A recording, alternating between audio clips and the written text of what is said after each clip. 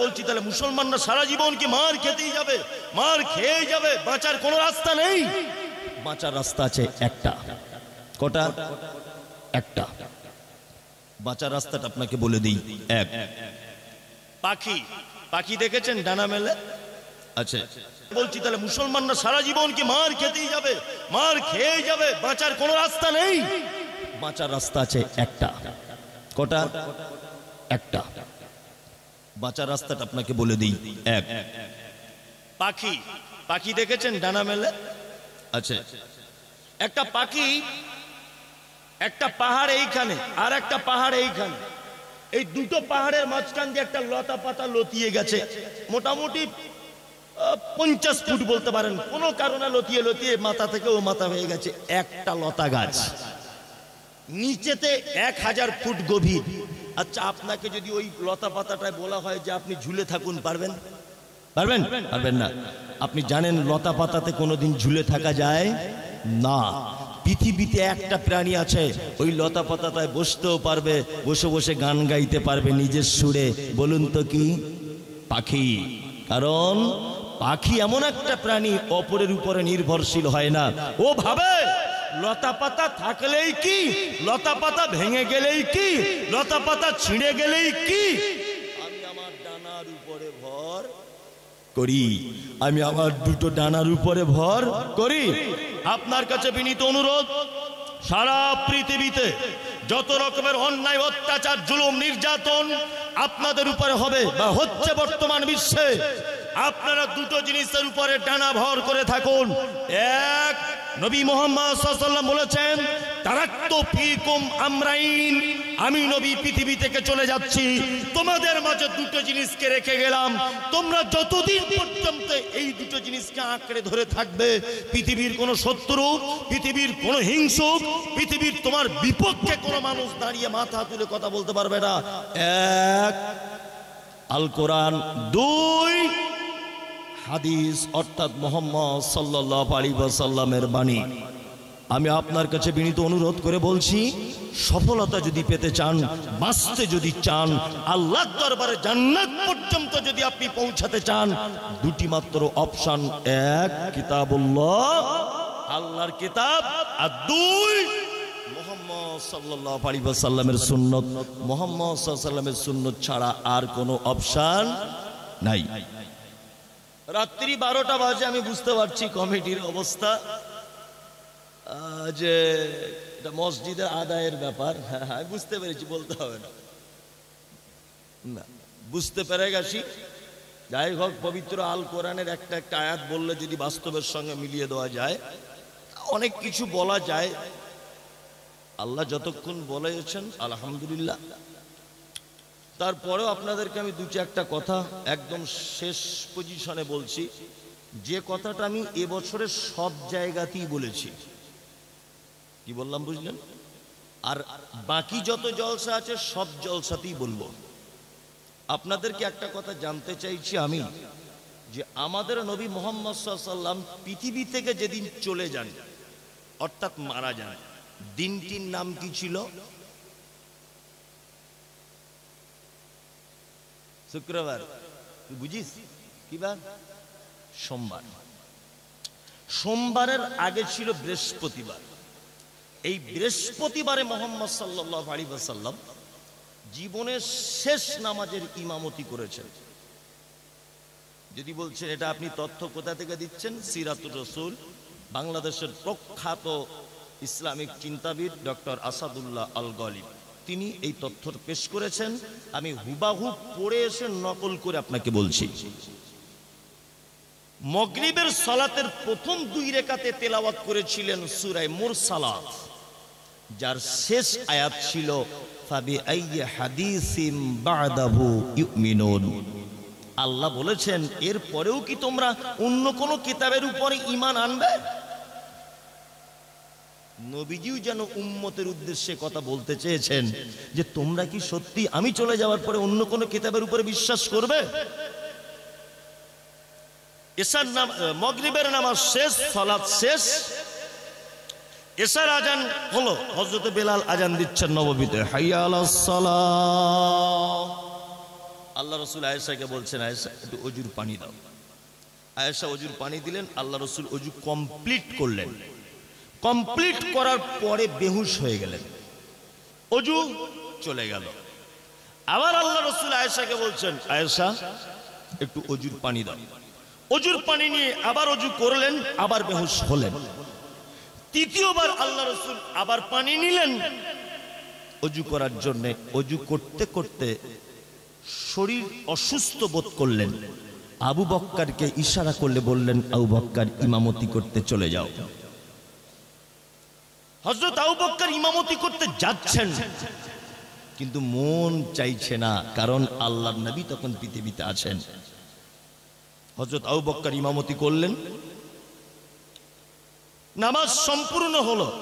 বৃহস্পতিবারে ফজরে আল্লাহ রাসূল আর মসজিদে যেতে পারলেন না। শুক্রবার সারাদিন উঠতে পারেননি। শনিবার একটু সুস্থ হলেন।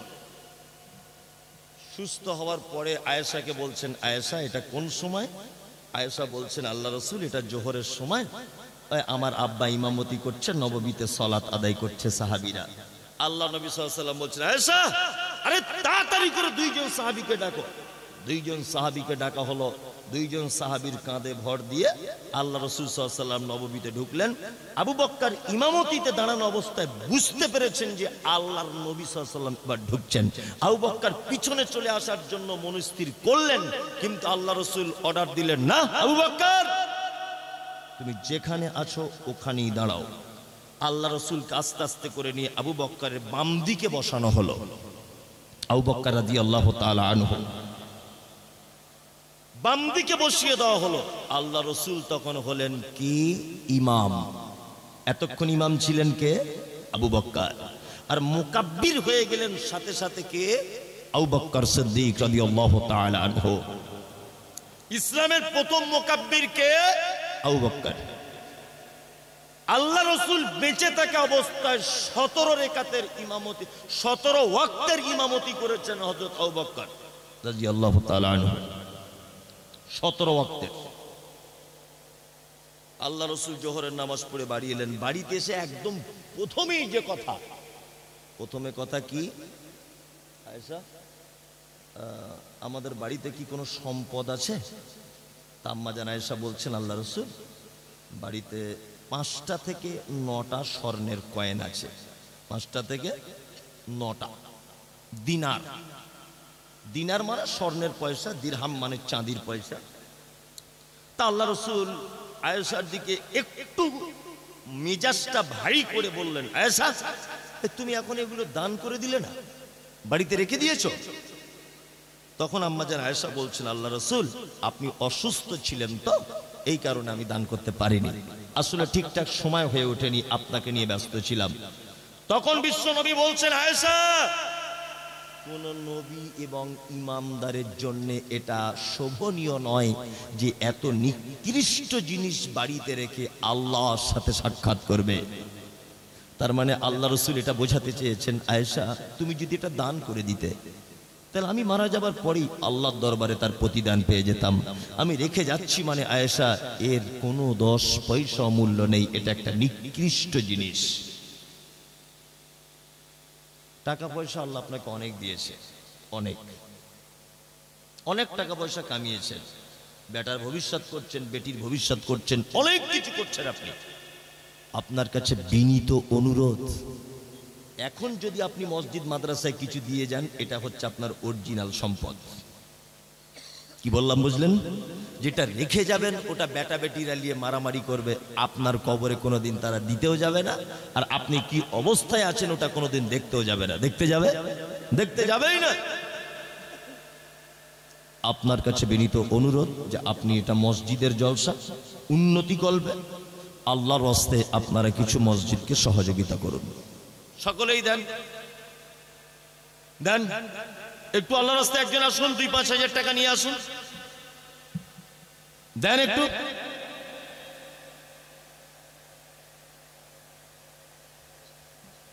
রনি শেখ, রনি ভাই আপনি কোথায় আছেন? দয়া করে এখানে আসুন। রনি শেখ, নজরুল মাস্টার, ফিরদৌস মাস্টার, হ্যাঁ,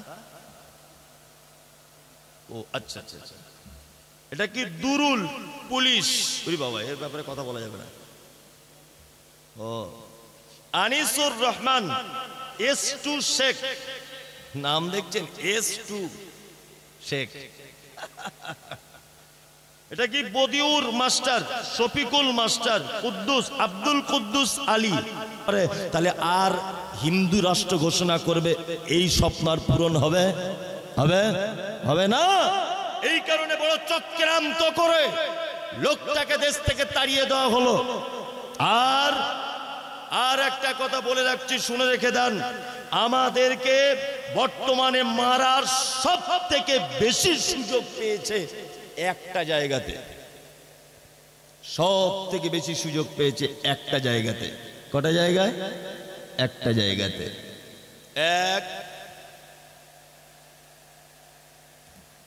আমি মমতাজুল ইসলাম বাড়িতে একটা কুকুর পুষেছি। আমার কুকুরটাকে আমি প্রতিদিন বিরিয়ানি দিই, প্রতিদিন বিরিয়ানি খাওয়াই। তা আমি একদিন বাড়িতে নেই, আমার কুকুরটা আপনার বাড়িতে গেছে, গিয়ে ভাতের হাঁড়িতে মুখ দিয়ে দিয়েছে খিদার তাড়নায়। আচ্ছা বলুন তো, আপনি কুকুরটাকে দড়ি দিয়ে বেঁধে বিরিয়ানি তৈরি করে খাওয়াবেন, না দড়ি দিয়ে বেঁধে ঝাঁটার বাড়ি চালাবেন? ঝাঁটার বাড়ি চলবে, কারণ বিয়াদব তুমি মমতাজুলের কুকুর আমার বাড়িতে এলে কেন, এটা বলবে কি বলবে না? বলবে। তার মানে বোঝা যায় দরজা ভুল করলে মার খেতে হয়। মুসলমান আমরা আছি তো।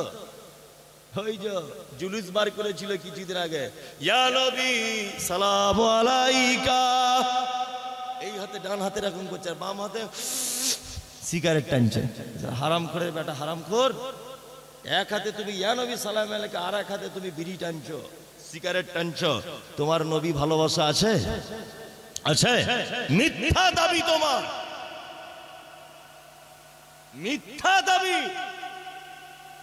ওই যে মুর্শিদাবাদ দৌলতাবাদে আপনাদের পার্শ্বের জেলা, বাস পড়ে গিয়েছিল একটা নদীতে, শুনেছিলেন? বাস পড়ে গিয়েছিল, বাস।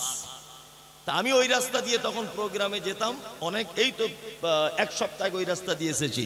তো একটা লোককে জিজ্ঞাসা করছি, বয়স্ক লোক, চাচা বাসের ভিতরে কোনো মুসলমান ছিল?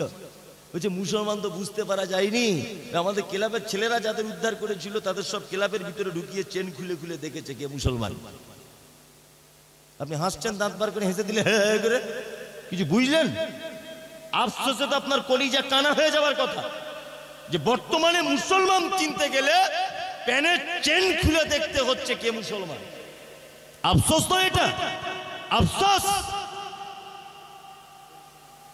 পরিচয় নেই, ওর নাম পল্টু, মুখে দাড়ি নাই, গাঁঠের নিচেই কাপড়। ও দেখছি সিগারেট পান করছে ট্রেনে, এও দেখছি করছে। ও দেখছি দাঁড়িয়ে পেচ্ছাপ করছে, এও দেখছি দাঁড়িয়ে পেচ্ছাপ করছে। আচ্ছা বলুন তো, এক জায়গাতে দেখে ওকে বোঝা যাবে মুসলমান? চেন খুলতে হবে কি হবে না? চেন খোলা ছাড়া উপায় আছে? কোনো উপায় নেই। আমাদের প্রতি এত নির্যাতন, এগুলির মূল কারণ হচ্ছে এই, আমরা মুহাম্মদ সাল্লাল্লাহু আলাইহি ওয়াসাল্লামের সেই দিন থেকে ফেরত এসেছি। তাই এমন এক দিন ছিল, সারা মক্কার সমস্ত মানুষেরা ছিল বেঈমান, একজন ছিলেন ইমানদার, তিনি হচ্ছেন মুহাম্মদুর রাসূলুল্লাহ সাল্লাল্লাহু আলাইহি ওয়াসাল্লাম। এই মুহাম্মদুর রাসূলুল্লাহ সাল্লাল্লাহু আলাইহি ওয়াসাল্লামের চরিত্র, তার আখলাক, তার ব্যবহার, তার দ্বীনি কার্যক্রম দেখে মক্কার বড় বড় লিডাররা পর্যন্ত আত্মসমর্পণ করেছে ইসলামের কাছে। আজকে মুসলমানদের চরিত্র দেখে অনেক মানুষ লজ্জাতে দাঁত দিয়ে জিভ কাটে।